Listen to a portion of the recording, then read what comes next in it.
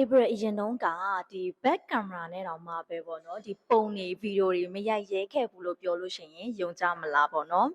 အားလုံးပဲမင်္ဂလာပါ April မျိုးပါဒီနေ့မှာတော့ April အရင်တုန်းကမလုပ်ရဲခဲ့တဲ့အရာတွေကိုအခုချိန်မှာတော့စူးစမ်းပြီးတော့လုပ်နေပါတယ်အဲ့တော့ confident ပေါ့နော် April စီမှာဒီ confident တွေကဘယ်ကနေရလာခဲ့တာလဲဒီလိုမျိုး confident ရအောင်လို့ဘယ်လိုမျိုးစူးစမ်းခဲ့လဲဘယ်လိုမျိုးကိုပြောင်းလဲခဲ့လဲဆိုတာလေးကိုဒီဗီဒီယိုကနေပြီးတော့ sharing လေးလုပ်ပေးလိုက်ချင်ပါတယ်အခုပေါ့နော် April YouTube မှာလည်းဗီဒီယိုတွေတင်ထားတာ9ပုတ်လောက်ရှိပြီပေါ့နော်အဲ့တော့တချို့ကပြောတယ်ပေါ့နော်ဒီကောင်မလေးက April ကပေါ့နော်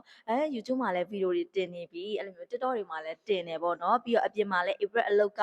ဒီလိုမျိုးဆေးရ marketing ဆိုတော့ communication တွေအရန်လုပ်ရတယ်ဆိုတော့ပေါ့နော်တချို့တွေကလာပြောတယ်နင်က confidence ရှိလိုက်တာ confidence အရန်ကောင်းတယ်ဆိုပြီးတော့ပြောတဲ့လူတွေရှိတယ်ပေါ့နော်ဒါပေမဲ့ April အရင်တုန်းကဆိုလို့ရှိရင်တော့ဒီလိုမျိုးမဟုတ်ပါဘူးအရင်တုန်းကဆိုရင် April ဒီ back camera နဲ့ဒီပုံရိုက်တာတွေဗီဒီယိုရိုက်တာတွေဆိုရင်လည်း April ကို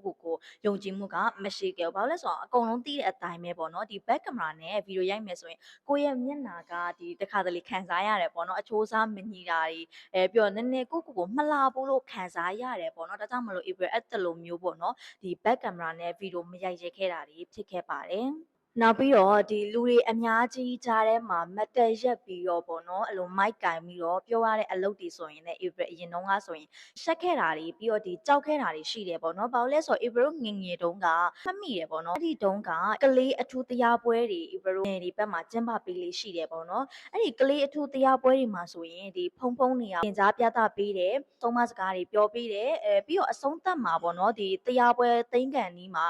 ဒီတစ်ချိန်လုံးဒီဖုံတင်ခဲ့တဲ့အရာတွေကိုပြန်ပြီးတော့အမေးဖြေလေးတွေလုပ်တယ်ကိုဘက်ကနေပြီးတော့ဖြေနိုင်တဲ့အဖြေမှန်တယ်ဆိုရင်ဖုံတွေကနေပြီးတော့ဒီစုငွေတွေပေးတာမျိုးတွေရှိတယ်ပေါ့နော်အဲ့ဒီတော့ဆိုရင် April ပေါ့ဒီဖုံမီးတဲ့မိကွန်းကိုအဖြေဖြေတတ်တယ်အဖြေသိတယ်ဒါပေမဲ့လူအများကြားထဲမှာမတက်ရက်ပြီးတော့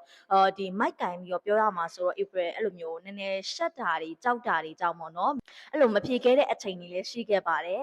အကယ်၍ကိုကအဲ့လိုလူများကြားထဲမှာတက်ရက်ပြီးတော့စကားပြောလိုက်တဲ့အချိန်မှာအဲ့ဒီလူတွေကနေပြီးတော့ကိုဘယ်လိုမျိုးတွေးကြမလဲကိုပြောလိုက်တဲ့စကားတွေထဲမှာရောအမားတွေပါသွားမလားဆိုတဲ့စိုးရိမ်စိတ်တွေက April မှာအမြဲတမ်းရှိနေခဲ့ပါတယ်တခါတလေပေါ့နော် April ဒီလိုမျိုးဗီဒီယိုတစ်ပုတ်ရဖို့အတွက်ကို April ပေါ့နော်ဒီ account 20 30လောက် April စူးစမ်းပြီးတော့ရိုက်ခဲ့ရတယ်အဲ့ဒီလိုမျိုး account 20လောက်စူးစမ်းပြီးတော့ရိုက်ခဲ့တဲ့ဗီဒီယိုကိုလည်း April post တင်ရင်းလားဆိုလို့ရှိရင်လည်းမတင်ရဲပါဘူးလူတွေကကိုယ့်ရဲ့ဗီဒီယိုကိုကြည့်ပြီးတော့ဘယ်လိုမျိုးတွေcomment တွေလာမလဲဘယ်လိုမျိုးတွေဝေဖန်မလဲဆိုတာကို April အမြဲတမ်းစိတ်ပူနေခဲ့တာပါအမှန်ပြောရမယ်ဆိုရင် April ကပေါ့နော်ဘသူ့ကိုမှအဲ့လိုဂယုမဆိုင်ပါဘူးဆိုပြီးတော့ငငယ်ကလေးကိုအဲ့လိုကြွေးကြော်လာတဲ့လူမျိုးပေါ့ဒါပေမဲ့အဲ့တလိုမျိုးဂယုမဆိုင်ဘူးဆိုတဲ့ကြားကနေပြီးတော့ April ကိုဝန်ခံရမယ်ဆိုရင်တော့တကယ်ကိုဂယုစိုက်နေခဲ့မိပါတယ်ဒါပေမဲ့ April အခုလိုမျိုးပေါ့နော်လုပ်ငန်းခွင်တွေဝင်လာတဲ့အချိန်မှာဒီလိုမိဘအိမ်ကနေထွက်ပြီးတော့အပြင်မှာကိုယ်တိုင်ရက်တီလာရတဲ့အချိန်မှာတော့ April တွေးမိတာလေးတစ်ခုရှိပါတယ်လူငယ်ဘဝဆိုတာကနှစ်ခါပြန်မရဘူးအဲ့ဒီတော့တခြားလူတွေရဲ့အမြင်တွေကိုဂရုစိုက်နေပြီးတော့ April တို့ကကိုလှုပ်ချင်တဲ့အရာတွေကိုမလှုပ်ဘဲနဲ့ရက်ပစ်လိုက်မှာလားပေါ့နော်အဲ့ဒီလိုမျိုးစဉ်းစားလာမိတဲ့နောက်ပိုင်းမှာ April ကို challenge လေးတွေခေါ်ပစ်လာတယ်ပေါ့နော်အရင်တော့ကမတင်ရဲတဲ့ဗီဒီယိုလေးတွေတင်ကြည့်လာတယ်နောက်ပြီးတော့ဒီကင်မရာရှေ့မှာစကားတွေပြောကြည့်လာတယ် April ဝါသနာပါတဲ့အရာလေးတွေကိုတစ်ခုချင်းစီပေါ့နော်တဖြည်းဖြည်းချင်း April စူးစမ်းပြီးတော့လုပ်ကြည့်လာပါတယ်အဲ့ဒီနောက်ပိုင်းတိလာရတာကဒီ confidence ဆိုတာက perfect ဖြစ်ရာကနေပြီးတော့ရလာတာမျိုးမဟုတ်ပါဘူးကိုယ့်ရဲ့ဖြစ်တည်မှုကိုလက်ခံလာရာကနေပြီးတော့ဒီ confidence ဆိုတာကရလာတယ်လို့ April မြင်ပါတယ်အခု April အတွက်အကြီးမားဆုံးပြောင်းလဲမှုကတော့ April လုပ်ခဲ့တဲ့ April အောင်မြင်ခဲ့တဲ့တည်တည်မွားမွားကိစ္စလေးတွေကအစားကိုဒီ appreciate လုပ်တတ်လာတာပဲဖြစ်ပါတယ်အရင်တုန်းကဆိုလို့ရှိရင် April ကမဖြစ်သေးတဲ့အရာတွေကိုနဲ့အလန်းဝေးနေတဲ့အရာတွေကိုကြည့်ပြီးတော့ကိုတင်ငယ်စိတ်တွေဝင်ခဲ့တာမျိုးရှိတယ်ပေါ့နော်အခုဆိုလို့ရှိရင် April နောက်ကိုပြန်ကြည့်တယ်ပေါ့နော်ကိုဘာတွေလုပ်ခဲ့ပြီးပြီလဲမနေ့ကတဲ့ဒီနေ့ကိုကဘာတွေပြောင်းလဲလာတယ်2024ကကိုနဲ့အခု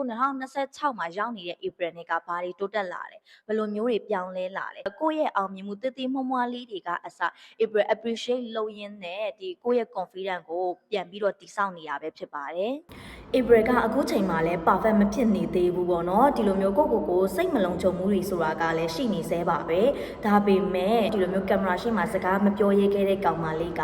အခုဒီကိုယ်တိုင်ပေါ့နော်ဗီဒီယိုတွေရိုက်ပြီးတော့ YouTube မှာလည်းတင်နေပြီဆိုတော့ဒီဟာက April အတွက်တိုးတက်လာတယ်လို့တော့ခံစားရပါတယ်ဒီဗီဒီယိုကိုကြည့်နေတဲ့သူတွေအနေနဲ့လည်းကိုယ့်ရဲ့ confidence တွေကိုဘယ်လိုမျိုးရလာအောင်စူးစမ်းကြတာလဲဒီဟာလေးကိုလည်း April ရဲ့ဒီ comment ကနေတစ်စင်မျှဝေသွားလို့ရပါတယ် April ရဲ့ဒီလိုမျိုးဗီဒီယိုတွေကိုကြည့်ရတာကြိုက်နေတတ်တယ်ဆိုရင်တော့ဒီ April ရဲ့ channel လေးကို like and subscribe လေးလုပ်ခဲ့ဖို့မမေ့ပါနဲ့เนาะနောက်ထပ်ဗီဒီယိုတွေမှာတွေ့ကြပါမယ်ရှင်ကျေးဇူးပါ